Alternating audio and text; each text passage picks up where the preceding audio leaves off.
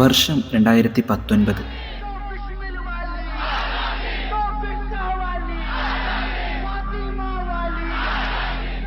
പേരുകളെ തിരഞ്ഞ് വിഭാഗീയത കുടിയേറാനിരിക്കുന്ന സമയം.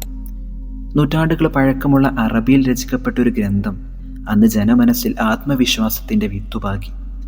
പോർച്ചുഗീസ് അധിനിവേശത്തിനെതിരെ പടപൊരുതാൻ പ്രചോദനമേകിയ അതേ തുഹ്ഫത്തുൽ മുജാഹിദിൻ്റെ 2 വരികൾ. അതിൻ്റെ വിവക്ഷ ഇങ്ങനെയാണ്: അഹ്ലു ഹാദിഹിൽ ബിലാദ് മുൻദു സമനിൻ ത്വവീൽ വകാന ലഹും മസാജിദുൻ വമദാരിസുൻ വഉലമ. കൊളോണിയൽ ശക്തികളുടെ ആഗമനത്തിന് മുൻപ് തന്നെ കേരളവുമായി ഹൃദയബന്ധം പുലർത്തിയിരുന്നവരാണ് അറബികൾ.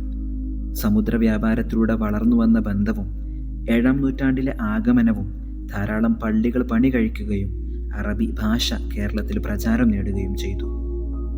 കേവലം സംസാര ഭാഷ എന്നതിനപ്പുറം ഭാഷയിലൂന്നി രചനാ വൈഭവം തീർത്ത പണ്ഡിതന്മാർ ഏറെയാണ്.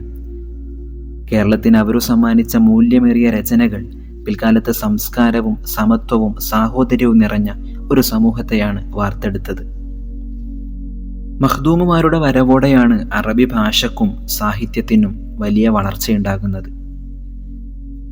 വിജ്ഞാനങ്ങൾ ആഴത്തിൽ പഠിക്കുകയും പഠിപ്പിക്കുകയും ചെയ്യലോടുകൂടെ അധിനിവേശ വിരുദ്ധ ചിന്താഗതികൾ സമൂഹത്തിൽ ഉയർത്തിപ്പിടിക്കുകയും ചെയ്തവരാണ് മഖ്ദൂമുമാർ. സുന്ദരമായ സാരോപദേശങ്ങളും തത്വചിന്തകളും അടങ്ങിയ സൈനുദ്ദീൻ മഖ്ദൂം ഒന്നാമൻ്റെ അദ്കിയയും മക്കയിലെ തൻ്റെ ഉപരിപഠനം പൂർത്തിയാക്കി കേരളത്തിലെത്തിയ സൈനുദ്ദീൻ മഖ്ദൂം രണ്ടാമൻ രചിച്ച തുഹ്ഫത്തുൽ മുജാഹിദീനും ഫതുഹുൽ മുഈനും ലോകത്തിന് സമർപ്പിച്ച കേരളത്തിൻ്റെ മികവുറ്റ സംഭാവനകളാണ്. 1498 മുതൽ 1583 വരെയുള്ള 85 വർഷത്തെ കേരള ചരിത്രമാണ് പ്രഥമ ഗ്രന്ഥമായ തുഹ്ഫത്തുൽ മുജാഹിദീനിൽ ഉൾക്കൊള്ളിച്ചിട്ടുള്ളത്. മുസ്ലിം ഹൈന്ദവ ഐക്യവും സാഹോദര്യവും നിലനിർത്തുന്നതിലും സമൂഹമുഖത്ത് നിന്ന് മാഞ്ഞുപോകാനിരുന്ന മുസ്ലിം ആഗമന ചരിതം ഊട്ടിയുറപ്പിച്ചതിലും തുഹ്ഫത്തുൽ മുജാഹിദിന്റെ പങ്ക് തെല്ലൊന്നുമല്ല. 35 ഭാഷകളിലേക്ക് വിവർത്തനം ചെയ്യപ്പെട്ട ഈ ഗ്രന്ഥം ആധുനിക ചിന്തകളെയും വൈജ്ഞാനിക കാഴ്ചപ്പാടുകളെയും കേരളത്തിലെത്തിക്കാൻ സഹായിച്ചു. 1580കളിലാണ് ഫതുഹുൽ മുഈൻ രചന കഴിയുന്നത്. ആഗോള തലത്തിൽ തന്നെ ചർച്ച ചെയ്യപ്പെടുന്ന ഗ്രന്ഥം. ഈജിപ്തിലെ അൽ അസ്ഹർ പോലത്തെ യൂണിവേഴ്സിറ്റികളിലും ശ്രീലങ്ക, മലേഷ്യ, സിംഗപ്പൂർ, ഇന്തോനേഷ്യ തുടങ്ങിയ രാജ്യങ്ങളിലെ പഠന സിലബസുകളിലും ഇടം നേടി ആഗോള തലത്തിൽ കേരളത്തിന് മുദ്ര പതിപ്പിച്ചു. ഇതിലൂടെ കേരളത്തിന് മികവുറ്റ സംസ്കാരവും സ്വീകാര്യതയും കൈവന്നു. സൈനുദ്ദീൻ മഖ്ദൂം ഒന്നാമൻ രചിച്ച 173 വരികളടങ്ങുന്ന തഹ്രീർ പിൽക്കാലത്ത് സാമൂഹിക നിർമ്മിതിയിൽ വഹിച്ചത് വലിയ മാറ്റങ്ങളായിരുന്നു. ഉമർ ഖാലി, ഖാലി മുഹമ്മദ്, മമ്പുറം തങ്ങൾ, അഹമ്മദ് കോയ ഷാലിയാത്തി തുടങ്ങിയ രചനാ പ്രതിഭകളുടെ വരികൾ സമൂഹത്തിൻ്റെ പല പ്രശ്നങ്ങളും ഊന്നി പറയുന്നവയായിരുന്നു.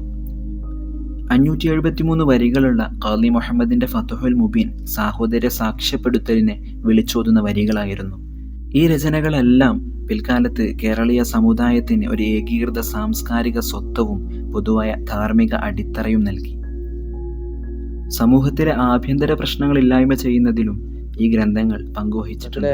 അറബി ഗ്രന്ഥങ്ങൾ, കിതാബുകളൊക്കെ സമൂഹത്തെ സ്വാധീനിച്ചത് എങ്ങനെയാണെന്ന് ചോദിക്കുമ്പോൾ, കേരളത്തിന്റെ തീരപ്രദേശമായ പൊന്നാനിയിൽ നടന്ന 2 കുടുംബങ്ങൾ നടന്നൊരു കലഹം, നിക്കാഹ് കർമ്മം, അത് ശരിയായിട്ടുണ്ടോ ഇല്ല എന്നൊക്കെ അതിന് വ്യക്തമായി അതിന്റെ കാര്യങ്ങളൊക്കെ വ്യക്തമായി പറഞ്ഞു കൊടുത്തെങ്കിലും പണവും പ്രതാപവും കൊണ്ട് വലിയവരായ ഒരു കുടുംബം ആ കഥയെ എതിർക്കുകയാണ്. പിന്നീട് ഫതുഹുൽ മുഈന്റെ ഈ വാർത്തകളും ആശയങ്ങളൊക്കെ കാണിച്ചു കൊടുത്ത് അവരത് മനസ്സിലാക്കി കൊടുത്ത് അവസാനം കലഹം ഇല്ലാതായിക്കൊണ്ട് നല്ല രൂപത്തിൽ അവരെ മനസ്സിലാക്കിയെടുക്കുന്ന ഒരു സാഹചര്യം വരെ ഉണ്ടായിട്ടുണ്ട്. 1607 ഖാലി മുഹമ്മദ് രചിച്ച മുഹയ്യിദ്ദീൻ മാല അറബി മലയാള ലിപിയിലൂടെ ലളിതമായ എഴുത്തും വായനയും സാധാരണക്കാർക്ക് സാധ്യമാക്കി.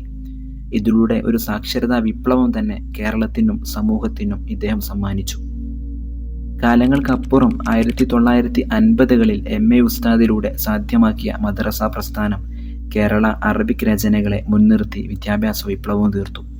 സ്ത്രീ അവകാശം ഹനിക്കപ്പെടുന്ന ഇസ്ലാം എന്ന തലവാചകത്തിൽ വിമർശനങ്ങൾ ഉന്നയിക്കുന്ന കാലഘട്ടത്ത് വലിയ ഉത്തരം കൂടിയായിരുന്നു ഈ രചനകൾ. ചാലിലകത്ത് കുഞ്ഞഹമ്മദ് ഹാജിയുടെ നേതൃത്വത്തിൽ തൻമിയത്തുൽ ഉലൂം എന്ന വിദ്യാഭ്യാസ ആശയവും പിറവികൊണ്ടത് ഈ രചനകളെ അടിസ്ഥാനപ്പെടുത്തിയായിരുന്നു. കർമ്മശാസ്ത്ര രംഗത്തെ വലിയ സഹായിയായ ഖുലാസത്തുൽ ഫിഖ്ഹിൽ ഇസ്ലാമി എന്ന ഗ്രന്ഥം കോടമ്പുഴ ബാബ ഉസ്താദ് കർമ്മശാസ്ത്ര ബോധമുള്ള സമൂഹത്തിനെ വളർത്തിയെടുത്തു. വക്ക പോലോത്തവരുടെ കവിതകൾ മലയാള മനോഹാരിതയെ അറബി കവിതയിലൂടെ ലോകത്തിലേക്ക് എത്തിച്ചു. ആധുനിക കാലത്തെ ഈ മുന്നേറ്റങ്ങൾ ഗൾഫ് രാജ്യങ്ങളിൽ നിന്നും രാജ്യത്തിൻ്റെ സാമ്പത്തിക നില മെച്ചപ്പെടുത്താൻ സാധിച്ചു. ഹിന്ദു മുസ്ലിം ഐക്യത്തിനും സാക്ഷരത നിർമ്മാണത്തിലും സ്ത്രീ വിദ്യാഭ്യാസത്തിലും ആഗോളതലത്തിൽ കേരള സമൂഹത്തെ സ്വാധീനിച്ച ഫതുഹുൽ മുഈൻ, തുഹ്ഫത്തുൽ മുജാഹിദീൻ പോലോത്ത ഗ്രന്ഥവും സമൂഹത്തിൽ അങ്ങോളം ഇങ്ങോളം ഉയർന്ന സ്ഥാപന സമുച്ചയങ്ങളും ഗൾഫ് രാജ്യങ്ങളിലെ ജോലി സാധ്യതയും അതുവഴി ഇന്ത്യയുടെ തന്നെ സാമ്പത്തിക നിലയിലെ മാറ്റങ്ങളുമെല്ലാം സാധ്യമായത് ഈ രചനകൾ വഴിയാണ്.